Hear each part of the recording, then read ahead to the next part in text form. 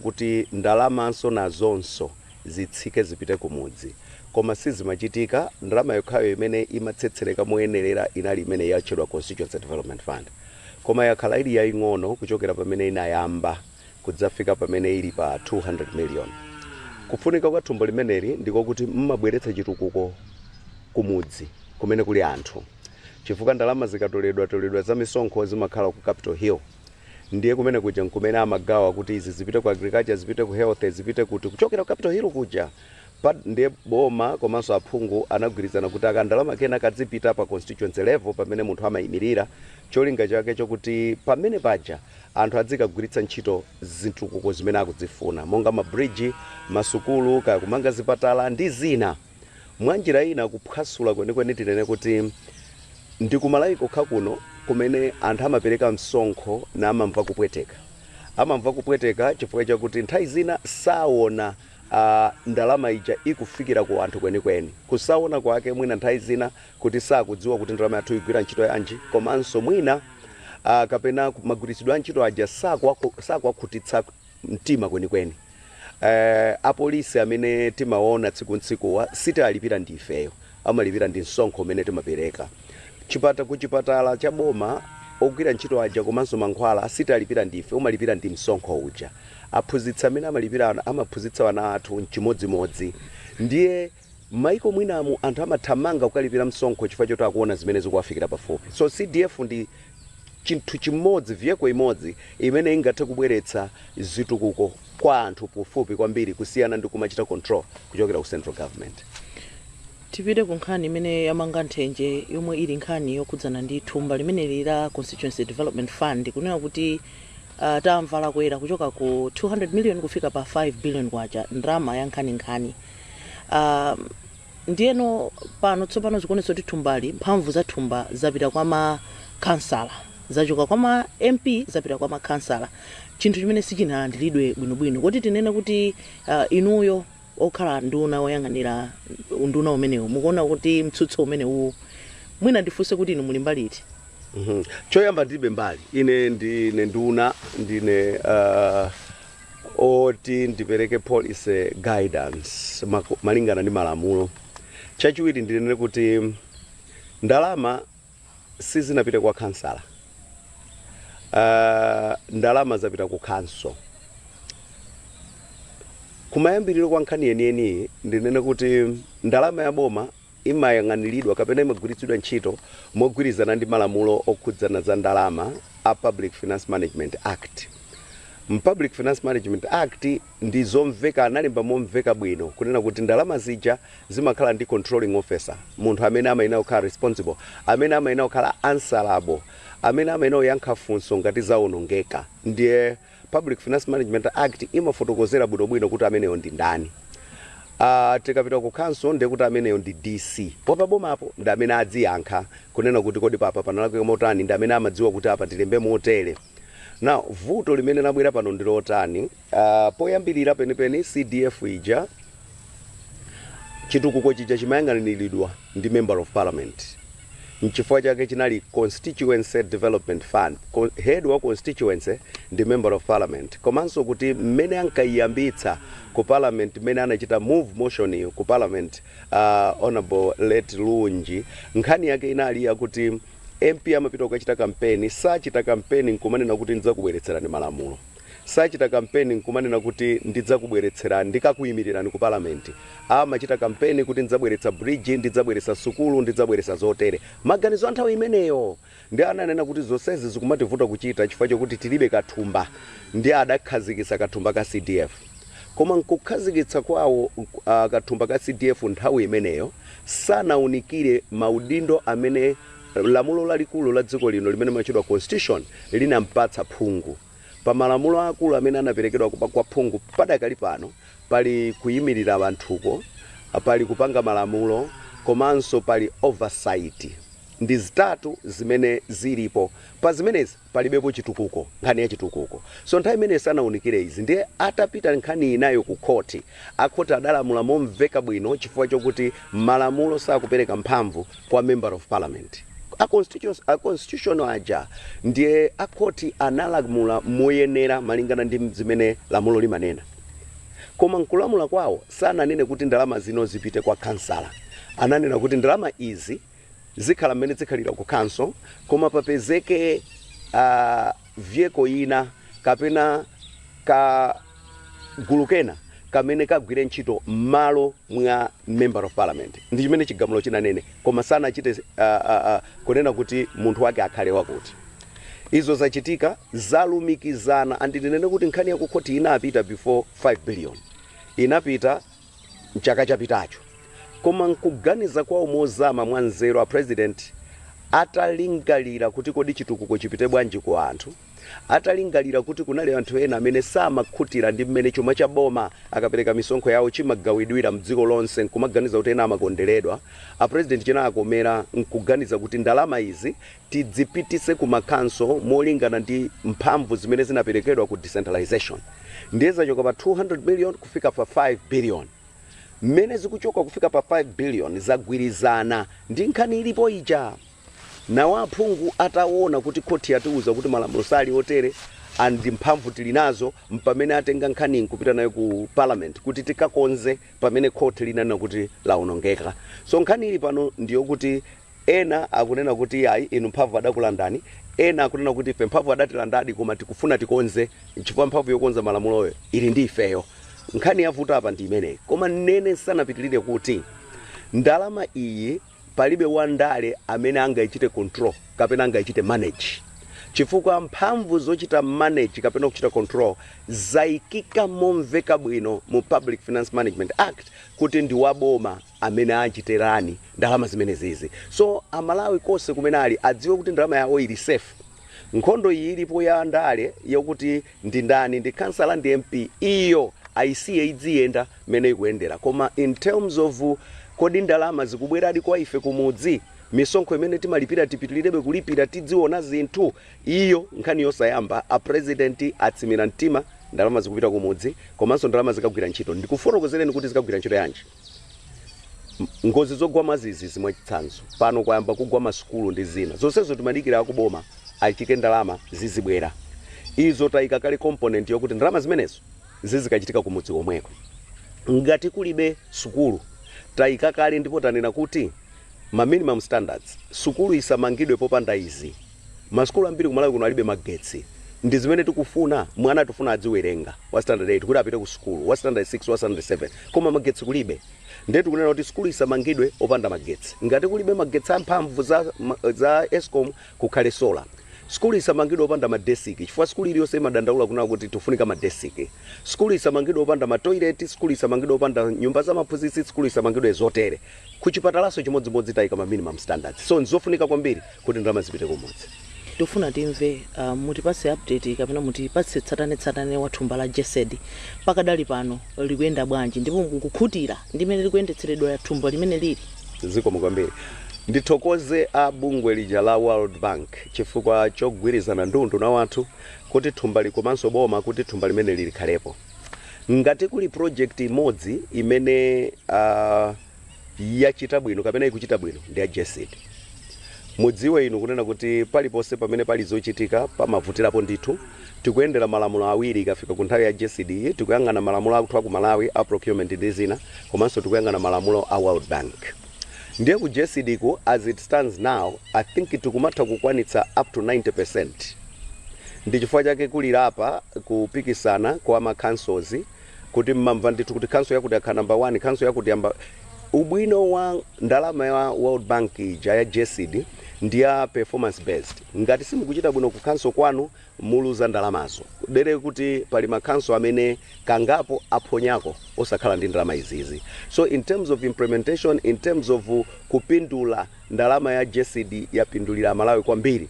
Ndiye performance approach imene tili nayo uku ndi imenenso ikubwera ku CDF. nde anduna nkhani mwakambapo nkhani ya JSED komanso takambaso za constituency development fund mwanena kuti mugwiritsa ntchito ma standards kapena njira zimene mmapangira manage JSED ndi zimene mugwiritsenso ntchito kupanga manage constituency development fund ndalama zimene zikhale zochulukirapo koma tinaona mbuyo mukunena kuti anthu amati akapezeka kuti apanga mismanage kapena asokoneza ndalama mwina tiyerekeze ku Blantyre amene yamamusuntha kumpanga transfer kumpititsa tiyerekeze ku Nsanje kukhala ngati kuphiphiritsa nkhani ija muyikapo ma safeguards otani kapena ndondomeko zotani kunena kuti no pamene kukubwera thumba limene lili la CDF mchitidwe umenewu usakhalepo.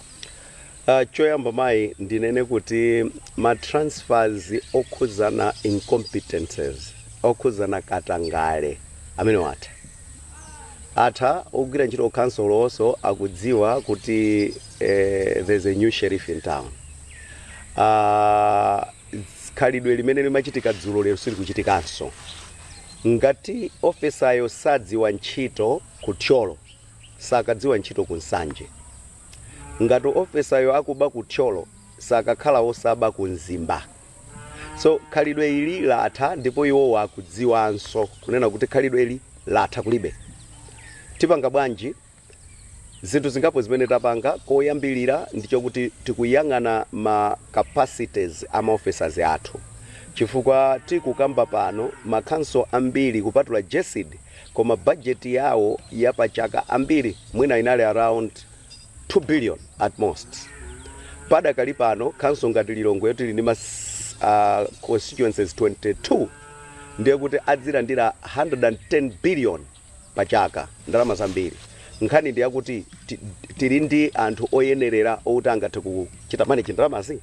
So tayambapo tagwira ndithu ntchito ndi ma DCs mumva posachedwa pakapena mwamva kuti pakhala ma movements ama DCs ena achidwa saini ntchito zina ena abwino kwambiri woti amaziwa bwino kwambiri zinthu kuti atumiza mwina ku Capitol Hill kuti akaise kugwira ntchito zina kumenekoko kuti athandize boma liziyenda. Tatenga anthu enawo kuti amadziwa project management kuti alowemo kuti tibweretse kagwiridwe kena ka ntchito. Tikutsetsereka tipitanso kwa ma directors of finances tiyang'ane kuti kodi amene akutisungira ndalama zathuyi kuthekera kwake ndikotani. Tikufuna kuti tikhale ndi anthu amene angakhale answerable osati ku Public Finance Management Act okha koma ngakhale kuma ethics committees ngati ICAM, Auditors Association, Engineers Association zangati zimenezozo kuti akalakwitsa asalakwire lamulo la ukuloka komanso even professional career yake adzidziwa kuti akhale ni mantha kuti ndiwopa.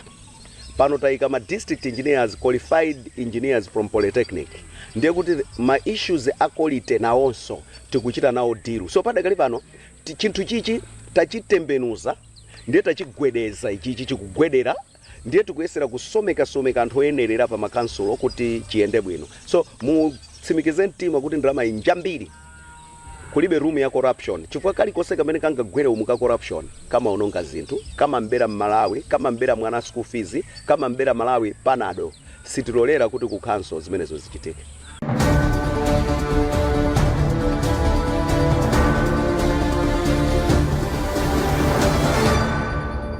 Tikulandireniso ku program ya MBC Exclusive ndipo mu program imeneyi tikucheza ndi Dr. Ben Phiri ndi unayoona za maboma ang'ono ndi chitukuko cha kumudzi. Dr. Phiri nkhani mwafotokozapo zambiri zokhudzana ndi thumba la JSED komanso thumba la CDF kuti zonse zikhali zikuyendesedwa pa council pamene papa balancing yake iziyenda bwanji sipabwera zipwirikiti fwanso pano ntchito ikula. Sipabwera chipwirikiti ndi chifukwa chakeno tikuchita increase capacity kuthekera kwa anthu ogwira ntchito kumadera kuti ntchito ikhale. Mai dzulo ndimanena ku cabinet committee kuti let's be fair. Kuda Malawi timagwira ntchito moyenerera. Pa tsiku amanena kuti timapita ku ntchito 7:30 mamawa. Timakaweruka 5 o'clock. Ndi angati amalowa di office 7:30. Mupeza kuti ambiri amalowa probably after 9. Mkati mwa tsiku momuja muli mwina 2 hours ya WhatsApp imene uli wa WhatsApp kucheza. Mu 2 hours imene muja muli 1 hour ya message kucheza ndi nzako. Mu 2 hours momuja muli nthawi ya newspaper. Mupeza kuti productive hours kapena nthawi yogwira ntchito ya anthu ndi 4 hours. kodi kulibe ntchitozo ziliko koma mwina chifukwa chokuti sitinazichite structures ma systems sakuyankhulana. Ndiye mafuna ndinene kuti sizikakola JSEED ili ndi ma guidelines yake, ili ndi zochitika zake zabwinobwino. CDF chimodzimodzi tikaika capacity yokwanira nkuika ma systems amene adziyankhulana, munthu azidziwa kuti apa tikutere. Mungathe kufuna kudziwa inu kuti dzulo ifeyo tayamba ntchito ku cabinet retreat 8 koloko mamawa, koma tawerukako 10 koloko usiku tidakagwira ntchito. Ina anthu aku office kwanga akuwuzani kuti ndimalowa mu office 7:30 ndikagwira ntchito ngati kuli parliament ndipita ku parliament, pobwerera ndibwereranso mu office ndituluka mochedwa. Titazilimbikitsa ngati anthu amene amalawi atikhulupirira kunena kuti tiagwirire ntchito, chifukwa ntchito tikugwira ndi amalawi, civil servants, public servants, ntchito yathu ndi imene yoyo. Izi sizikavutika ya ndandira kutsimikizirani kwa nthawi yomba padakali pano tikulandira Monday bulletin kwa nthawi yoyamba ma DC omwe amaoneka ngati sagwira ntchitowo, likamafika Monday 12 o'clock ndikumakhala ndikudziwa kuti kuchitipa kuchitika zotere, kunsanje kuchitika zotere, kutyolo kuchitika and sector ina iliyonse.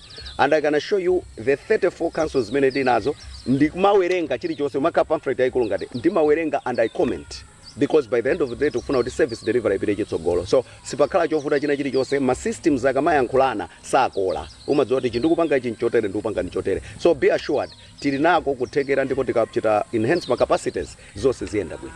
Tipite kunkhani yakhudzana ndi zitukuko zosiyanasiyana zimene zili m'makhonsolo, misewu, mabridge, ikuoneka kuti quality yake yeniyeni palibepo.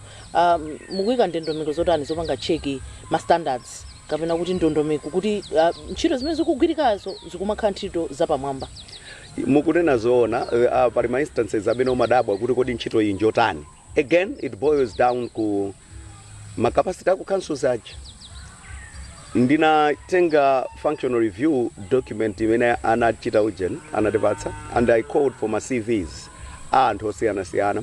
You find kuti ena amene amaina kuti akachite checking ntchito zimene zija malo mokhala ndi engineer, chifukwa chake tanotachita deploy ma engineers ma district onse m'Malawi muno, chifukwa chakuti akudziwa quality sangachite compromise. Umapeza kuti ena ndi anthu amene ali ndi certificate ya uforeman yakalekale imene ndi mmene zinthu zasinthira, nyengo zikutani, weather ikuyenda bwanji, kuti aliwerenge doti, kuti doti lili mmene lili silingalimbe liyenda motere, zimene engineer a qualified engineer angapange. Ma capacities amene utinalibe koma pano takonza.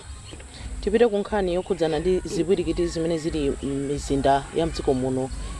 Ndipereka chisanzo, mzinda wa Blantyre pakadali pano aliyense akutsegula restaurant, akuphika nsima memo ukuphikidwa pena paliponse, kandi pa depot, kandi ma bus stop tan town mu paliponse pamene munthu waganiza zoti apapa akhoza kumaphika nsima mamawa, masana, madzulo.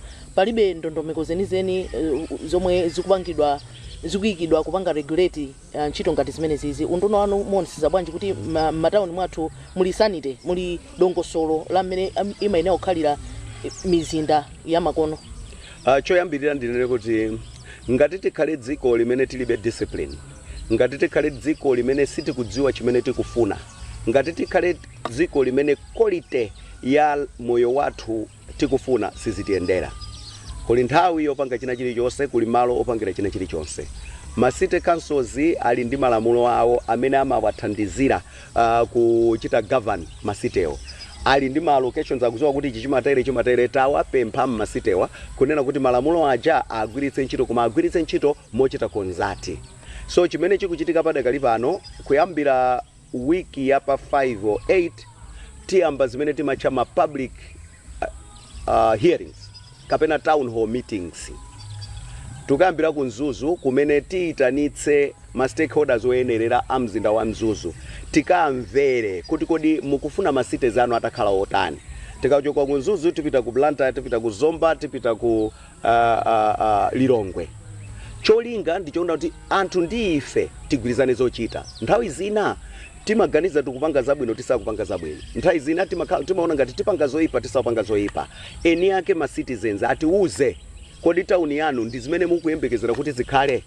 Ngati anene kuti ayi komanso mugwirizana ndi malamulo kuti awa ophika asakhale apa akakhalewako, tionetsetsa tachita create malo amene kodyera ngati kuliri ku Lilongwe area 13 apite azikagwira ntchito kumene kuchako akapange zawo. Koma zonsezo tizipanga tikukambirana nawo, chifukwa onsewa ndi Malawi, tikambirane nawo mogwiritsa ntchito malamulo. Koma tikamagwiritsa ntchito malamulo tipanga zoti zinthu zozitheke zisalephereke.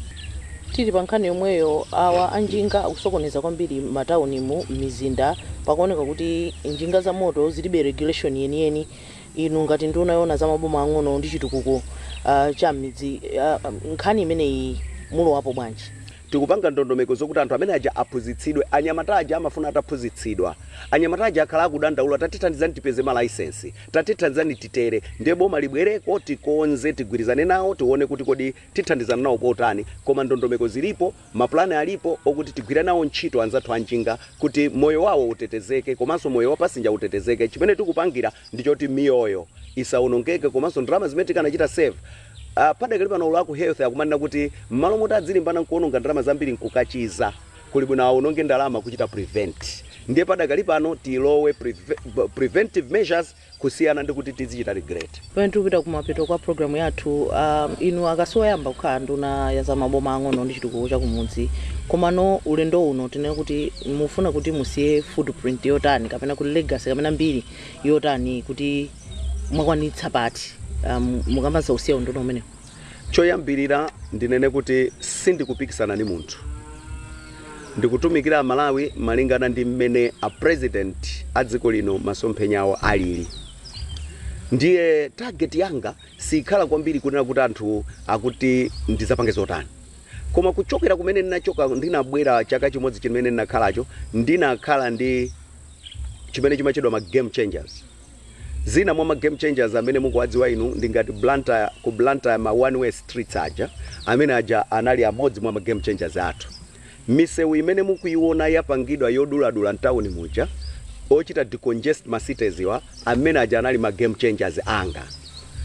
Pa Standard Bank pamwamba paja timaikapo kapa pamene paja because tilibe kapa kiyoyenerera cholinga chokuti magali moto osazikachita pake mmene muja tibwerese sanite anali ma game changers anga. Ma office amene mukuwaonawa Jessid mukuionayo tsopano mai ambuya anatidalitsa kuti tikatigwire ntchito timagwira. Ndikukhulupirira kuti mmene tikuyamba ulendo unowo amene ali otiti afikire kumudziko aona ndithu kuti abwera kudzagwira ntchito. Ndiye ndisalonjeze zambiri ndingonena kuti Amalawi ndithandizireni kuti tigwire ntchito, koma kukhumba kokuti tisinthe zinthu, kukhumba zoti tikonze zinthu kulipo kwakukulu. Ndipo pa nthawi imene ndidza choka mu office ndikukhulupirira kuti odziwa kuchita analyze zinthu adzanena ndithu. Ngakhale lero mmene tabwera mu office mu ndikukhulupirira kuti awiri atatu aonabe kuti ntchito ikugwirika, koma ndisachite kuziyikira beru nkumanena kuti titere chonchi chifukwa ntchitoyi imafuna kugwira ndi anthu. Ndiye ndikuwapempha Amalawi konse kumene ali, kaya ndi ma vendors, kaya ndi akabazawa, kaya ndi Amalawi yenene akumudzi, kaya ndi ogwira ntchito mboma, tiye tigwirire ntchito limodzi kwatumikira Amalawi kuti pa nthawi imene ya president anene kuti iwe sopano ukusuntha Malawi iyi masomphenya a president akhala akwaniritsidwa. Chifukwa inu mukudziwa kuti unduna wa maboma ang'ono ndi unduna wakulu ndithu. Ndi zambiri zimene zikuwakhudza Malawi akhale wabwino, ndipo ndikukhulupirira kuti khulupirira president silachita let down. Chimene ndinganene nchokuti ndikamamaliza sindifuna ndiachite let down a president, sindifuna ndiachite let down a Malawi, ndipo ndikufunitsitsa kuti ziwiri zitatu zitasintha. Dr. Ben Phiri, tathokoza kuti tinayi modzi program imene. Ziko mukombiri mani. Pamene ponso nde pa mtsiziro pa programu yathu ya MBC Exclusive. Mu programu imeneyi timacheza ndi Dr. Ben Phiri, nduna ya maboma ang'ono ndi chitukuko cha kumudzi. Munali ndine Kumbukani Phiri, mwakoma nonse.